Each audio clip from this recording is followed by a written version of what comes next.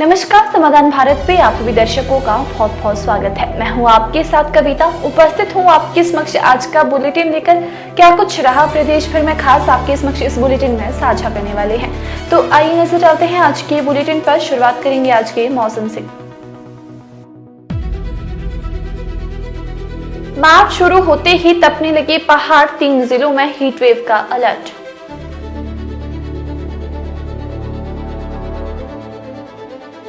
Medical college Nerchowk में शुरू हुई robotic surgery, CM Sukhvinder Singh Sukhu ने किया विधिवत शुभारंभ। सीबीएसई स्कूलों में शिक्षकों के 5,623 पदों के लिए 9,629 आवेदन।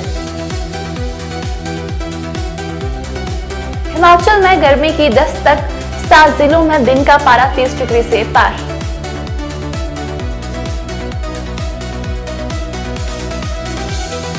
रविंद्र गुप्ता को बनाया हिमाचल का राज्यपाल, शिव प्रताप शुक्ल को तेलंगाना की जिम्मेदारी।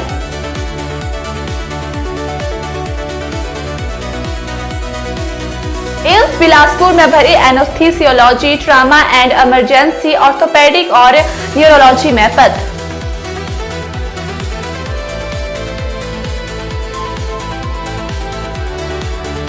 अनुराग शर्मा पर दांव लगा, कांग्रेस ने साधा कांगड़ा और चंबा में क्षेत्रीय और जातीय संतुलन।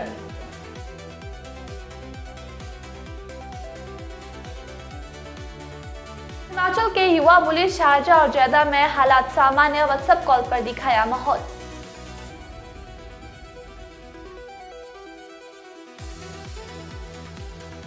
कांग्रेस के प्रचारक की अस्थायी वरिष्ठता सूची जारी, 1 माह में मांगी आपत्तियां।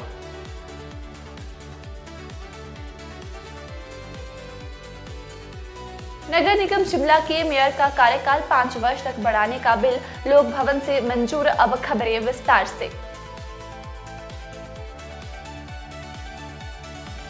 हिमाचल प्रदेश में मार्च के पहले सप्ताह में ही पहाड़ तपने लगे हैं। मौसम में आए इस बदलाव से मैदानों के साथ अब पहाड़ी क्षेत्रों में भी पसीने छूटने लगे हैं।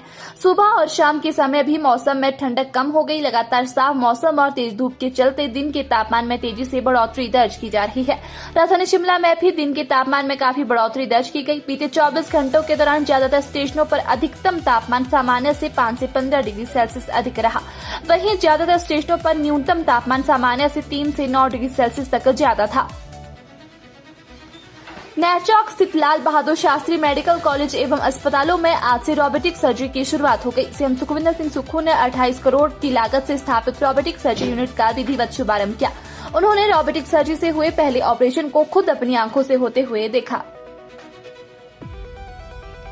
हिमाचल प्रदेश के सरकारी स्कूलों में सीबीएसई पाठ्यक्रम लागू करने के लिए शिक्षकों की भर्ती के लिए प्रक्रिया चल रही है। प्रदेश के 145 सरकारी स्कूलों में विभिन्न श्रेणियों के 5,623 शिक्षक पदों के लिए अब तक केवल 9,629 आवेदन ही स्कूल शिक्षा बोर्ड के पास पहुंचे हैं। यह संख्या प्रदेश भर में तैनात पात्र शिक्षकों की कुल संख्या की तुलना में काफी कम आंकी जा रही है। शिक्षा बोर्ड ने 22 मार्च को होने वाली स्क्रीनिंग परीक्षा के लिए पहले 11 से 24 फरवरी तक आवेदन मांगे थे, लेकिन शिक्षकों के कम रुझान को देखते हुए तिथि को 5 मार्च तक बढ़ा दिया गया था। हिमाचल प्रदेश में गर्मी का असर बढ़ने लगा है। वीरवार को प्रदेश के 7 जिलों कांगड़ा, मंडी, कुल्लू, बिलासपुर, हमीरपुर, सोलन और ऊना में अधिकतम तापमान 30 डिग्री से अधिक दर्ज हुआ। राजधानी शिमला, कांगड़ा, सोलन में मार्च के दौरान 3 साल बाद सबसे ज्यादा पारा रिकॉर्ड हुआ। केंद्र शासित प्रदेश लद्दाख के उपराज्यपाल जम्मू के कविंद्र गुप्ता अब हिमाचल प्रदेश के राज्यपाल होंगे। हिमाचल के राज्यपाल शिव प्रताप शुक्ल अब तेलंगाना के राज्यपाल नियुक्त किए गए हैं। दिल्ली के उपराज्यपाल विनय कुमार सक्सेना कविंद्र गुप्ता का स्थान लेंगे। अखिल भारतीय आयुर्विज्ञान संस्थान बिलासपुर ने विभिन्न विभागों में फैकल्टी पदों पर भर्ती का अंतिम परिणाम घोषित कर दिया है। संस्थान की ओर से जारी अधिसूचना के अनुसार professor, additional professor, associate professor और असिस्टेंट प्रोफेसर के पदों के लिए आयोजित साक्षात्कार के बाद चयन प्रक्रिया पूरी कर ली गई है। वहीं अब चयनित फैकल्टी को ज्वाइनिंग लेटर भेजे जा रहे हैं। राज्यसभा चुनाव के लिए कांग्रेस ने कांगड़ा के बैजनाथ से अनुराग शर्मा को प्रत्याशी बनाकर कांगड़ा चंबा संसदीय क्षेत्र की राजनीति में क्षेत्रीय और जातीय दोनों ही तरह का संतुलन साधने का प्रयास किया है। कांगड़ा के बैजनाथ से इंदु गोस्वामी राज्यसभा सांसद है, जिनका टर्न पूरा होने जा रहा है। वह ब्राह्मण समुदाय से थे, तो नया उम्मीदवार भी इसी समुदाय से बनाया गया है। इस संसदीय क्षेत्र से ब्राह्मण समुदाय को मंत्रिमंडल में भी स्थान नहीं मिला है, उसका भी यहाँ तोड़ माना जा रहा है। ईरान, इजराइल और अमेरिका के बीच जारी सैन्य तनाव का असर खाड़ी देशों में कार्यरत भारतीयों पर भी दिखने लगा है। हालांकि शारजाह और जैदा में रहने वाली हिमाचल के युवाओं का कहना है कि वहां पर अभी हालात सामान्य है। भटियात वेस्ट क्षेत्र के सिंहुता क्षेत्र के गांव थकोली निवासी रोहित खान पुत्र मोहम्मद हनीफ 2.5 साल पहले जैदा में एयरपोर्ट पर बतौर सुरक्षा अधिकारी तैनात है।